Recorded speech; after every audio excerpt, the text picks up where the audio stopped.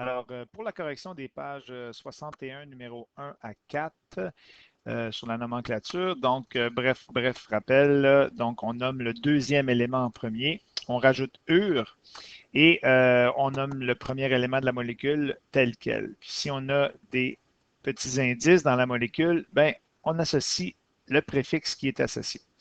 L'autre chose aussi, c'est qu'il y a des exceptions. On rajoute toujours ur, sauf pour les éléments suivants. Puis je vous disais que ça faisait KO. KO, carbone, hydrogène, azote. Attention ici, l'azote, c'est N, son symbole chimique. Oxygène, soufre. Ici, dans votre manuel, il rajoute phosphore. Le phosphore, on ne va pas dire phosphure, comme c'est écrit ici. Pardon, on ne va pas dire phosphorure, on va dire plutôt phosphure.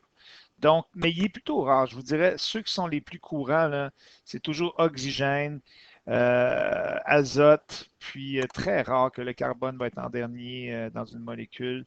Le soufre aussi, c'est plutôt rare que vous allez voir ce type de molécule-là. Même chose pour le phosphore.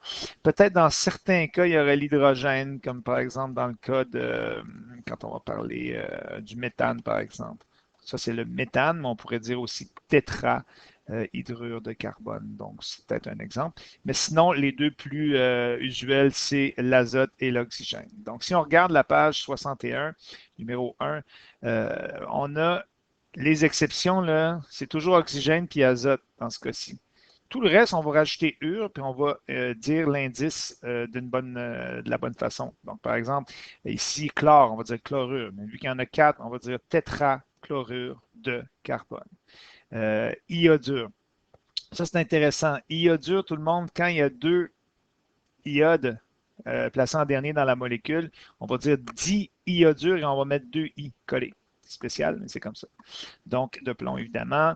Le reste, ça devrait bien aller, de magnésium, etc. Donc, ici, tétraoxyde, évidemment, on ne dit pas oxygéneux, ça, c'est une exception. Donc, oxygène, c'est une exception, on dit oxyde. Donc, si on pourrait dire monoxyde, ce serait accepté, mais on peut dire aussi oxyde de magnésium. Comme c'est mentionné ici, il y avait un petit astérix pour le mono. Parfois, on peut l'omettre, on peut l'enlever. Le même principe pour chacun. Donc, tétrachlorure. Donc, tétra, c'est que j'en ai 4. Chlorure, c'est chlore. Donc, je le place en dernier. Je mets un 4. Penta, c'est 5. Oxyde, c'est oxygène. De diphosphore, etc., etc. Je pense que ça devrait être correct. Je regarde ça. Ici, vous auriez tribromure d'antimoine. Bon, évidemment, antimoine, il faut aller chercher. Qu'est-ce que c'est? SB. Dans le tableau périodique. Donc, vous auriez un tableau périodique qui vous serait fourni, évidemment. Trioxyde de difer, donc 2 fers. Si j'ai 2 fers, ça va être di. Trioxyde, bien évidemment, j'ai 3 oxygènes. Voilà. Et quand on voit une molécule, bien, ça ne change pas de ce qu'on avait vu il y a quelques semaines. C'est-à-dire que si j'ai 4 bromes, puis j'ai un carbone, bien évidemment, je vais avoir 4 bromes et un carbone.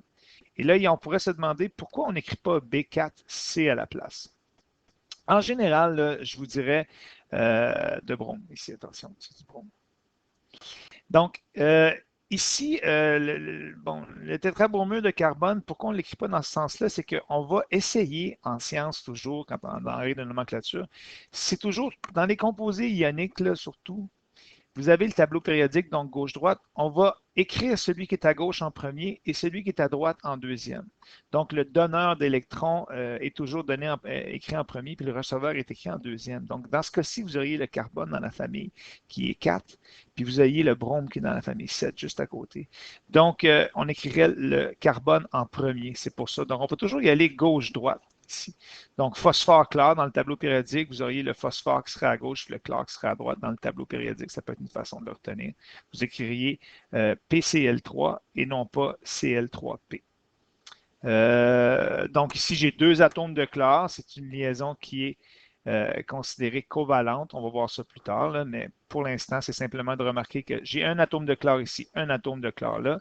On appelle ça du dichlore et ça s'écrit Cl2. Voilà.